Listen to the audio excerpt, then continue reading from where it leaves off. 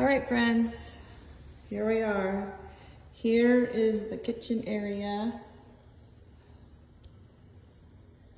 Looking pretty nice, I might say. It's a little better than the last house. This one has stairs. It's not just like this big straight galley of a house like it was before. So there's the windows that go to the front door.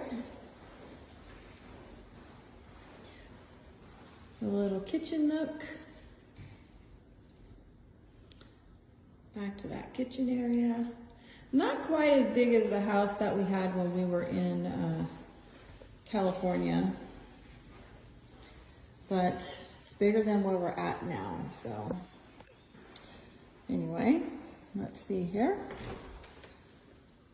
Much smaller pantry than we currently have, but I'm liking the kitchen. I'm liking the white much better than the dark wood and black granite countertops.